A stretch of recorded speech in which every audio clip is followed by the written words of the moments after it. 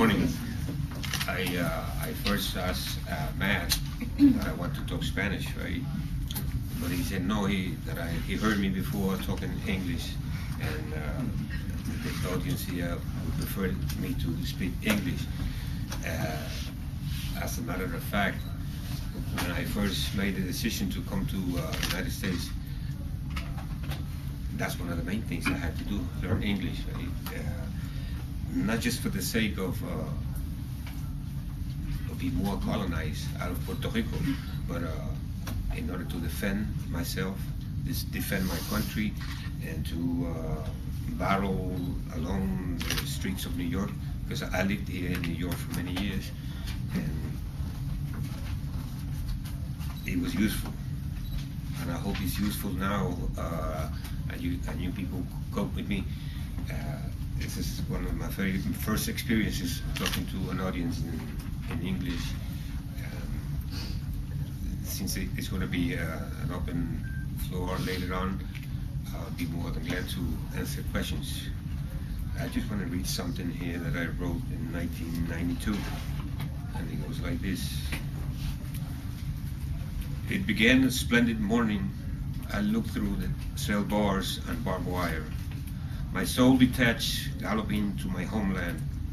It won't be long before I arrive. Not even adversity could stop me. There is no time to waste.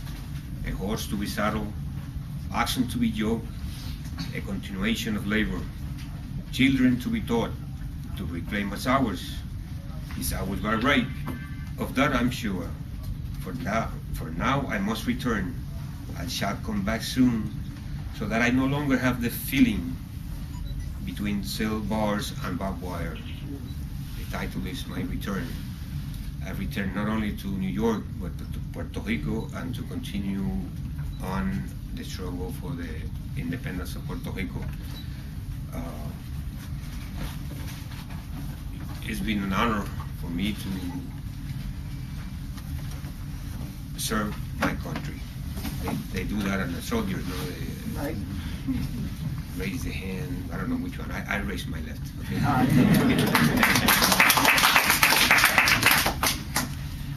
I considered that I had spent or invested, if I may, the best time of my life, even though I still have some more to go. It's not over yet. Invested time of my life to the struggle for Puerto Rican independence. Matt mentioned that well-known charge, seditious conspiracy. It's understandable that seditious conspiracy means goes back to the American Revolution, the Smith Act, sort of thing. But Juan Antonio Correger mentioned that was the impossible crime, that Puerto Ricans cannot be charged with that such an act, because Puerto Rico is not a state, Puerto Rico is not independence, Puerto Rico is still seeking for our independence, and that gave us a whole lot of light, or another understanding. Not only that was the impossible crime, but on the side of the United Nations agreements and all the Geneva Conventions, even though they just been written on paper, and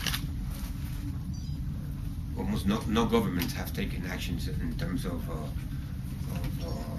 really carrying out those laws or those agreements, and I guess that's why this type of forums exist, in order to accelerate the conscience of people, whatever they might be, all throughout the world.